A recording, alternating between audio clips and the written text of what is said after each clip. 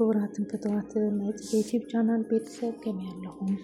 ሰላም ክትህሉ ናይ ኩሉ ግዜ ትምኒተይ እዩ እና ሎም መዓልቲ ሒዘልኩም መፅእ ዘለኹ ብዛዕባ ከይውልኒ ትብል ርእሲ እየ። ከይውልኒ ከምቲ ዝፍለጥ ንብዙሓት ሰባት ካብ ብዙሕ ድልየታትን ካብ ብዙሕ ዓላማን ንድሕሪት ኣሲራ ትሕዝ ስለ ዝኾነት ብዛዕባ ንእሽተን ተዘጋጀየት ኣለና ኣኽብለኩም ናይ ቅድሚ ናብኣ ምዃንና ግን ንዩቲዩብ ቻናለይ ሓደሽቲ ዝኾንኩም ሰብስክራይብ ላይክ ሼር ብምግባር ኣተባብዑኒ።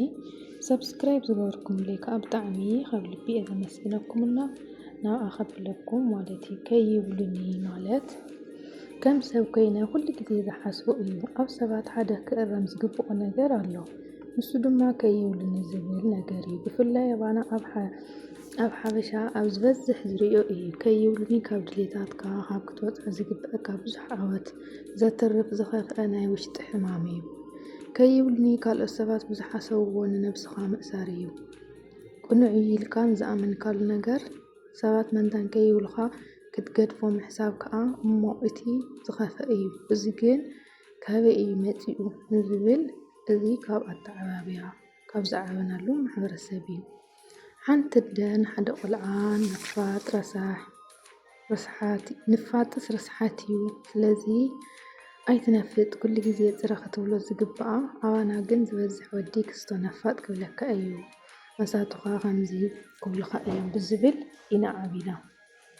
ካልኣይ ሓደ ሰብ ትምህርቲ ኣብ ዝሓምቀሉ ግዜ ኣተሓማ ካብ ወዲ ክስቶ ክትሓመቕ ድርባይ ብዝብል ዝስምዑ ቃላት ኢና ዓቢና። ጠንቁ እዝን ካሊእን ካብ ናይ ዘይምንባብ ክትነቅሕ ካብ ዘይምፅዓርን ርእሰ ተኣማንነትካ ዘዕብዩ ነገራት ዘይምዝውታርን ወዘተ ዝብል እምነት ኣለኒ። ብሓፈሻ ደቂ ሰባት ኣጆኻ ዝብል ቃል ኣይጥቀሙን እዮም። ኣጆኻ ትብል ቃል ፅቡቕ ናይ ሰባት ዝምነይ ሰባት ዘዘውትርዋ ናይ ርህራሄ ቃል እያ። ኣጆኻ ዝብል ቃል ንደቂ ሰባት ዝውሃብ ዝበለፀ ህያብ እዩ። እንተኾነ እዛ ኣጆኻ ትብል ቃል ዝውንንዋ ውሕዳት እዮም። ንኻ ካብዚኦም ወይስ ካብ ክንዲ ዝእርሙ ዘባጭሙ ካብ ክንዲ ሓደ ሰብ ጌጋ ፈፂሙ ክእርምዎ ከለዉ ኣብ ክንዲ ዘተባብዕዎ ዘነኣእስዎ ኢኻ። እዚ እቲ ኣባና ዘሎ ዘይከሓድ ሓቂ እዩ። ከም ምኽሪ ከምዚ ዓይነት ባህሪ ዘለዎም ሰባት ካብ ምዃን ተጠንቀቕ። ከም ንግዚኦም ኣብ ምንኣስ ዘጥፍእዎ ሰባት ድማ ርሓቕ። ሓደ ዝፈልጦ ሰብ ካብዚ ዘለኽዎ ሃገር ሰሊጥዎ ኣሜሪካ ይኸይድ ነይሩ። እንተኾነ ካብዚ ምሳይ ከሎ ማለት ቅድሚ ምኻዱ ሓደ ኩሉ ግዜ ዘተሓሳስቦ ጉዳይ ነይሩ። ንሱ ድማ ጉዳይ ከይውልኒ እዩ። ንሱ ኣነስ እንግሊሽ ኣይፈልጥን እየ እንታይ ክውልኒ እዮም ክስሕቁኒ እዮም እናበለ እዩ ኩሉ ግዜ ይዛረበኒ ነይሩ። እንተኾነ እዚ ሰብ ኣሜሪካ ምስ ከደ ትምህርቲ ምስ ጀመረ ብገለ ኣጋጣሚ ኮይኑ ምስ ተደዋወልና ቀልጢፉ ክሓቶን ክፈልጦን ዝደለኹ ተነይሩ ጉዳይ እቲ ዘሕስቦ ዝነበረ ከይውልኒ እዩ። ደቂ ቤት ትምህርትኻ ከመይ ረኺብካዮ ምስ በልክዎ ንሱ ዋ እንታይ ትብል ኣለኻ ማረኣዮ መተባብዮምኒ ይዛረቡን እሞ ምስ መለስ ኩሎም ኣነ በቲ ናይ እንግሊሽ ይስሕቕ ንሶም ግን ኣይስሕቁን እዮም ምስ በለኒ እዋ እንታይ ደኣ ከይብሉኻ ምስ በልክዎ ፅቡቕ ስራሕ ጉድ ጆብ እናበሉ ችርስ እዮም ዝብሉኒ ምስ በለኒ ተገሪሙ ኣስተውዕል።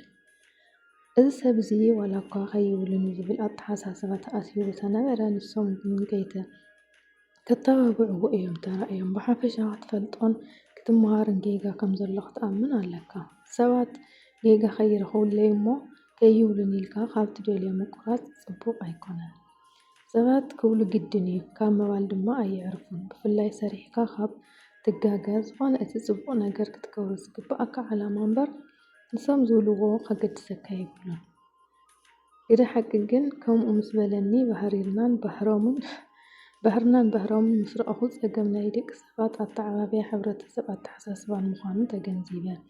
ንሕና ዘይንፈልጦ እንግሊሽ ሰባት ክዛረቡ ከለዉ ንስሕቐሎም፣ ንሶም ከዓ ብገዛእ ቋንቋኦም ንሰባት የተባብዑ ይገርም እዩ። ስለዚ ንስኻ እውን ኣብ ዘለኻዮ ንተኣምነሉ ነገር ኣብ ምትግባር ክትዛረቦ ንዝደለኻዮ ነገር ኣብ ምዝራብ ክትፈልጦ ዝደለኻዮ ነገር ካብ ምሕታት ኣይትሰከፍ። እቲ ዝኸፍአ ድንቁርና ኣይኮነን፣ እቲ ዝኸፍአ ከይውልኒ ምባል ምዃን ቦቱ ኣስተውዕል።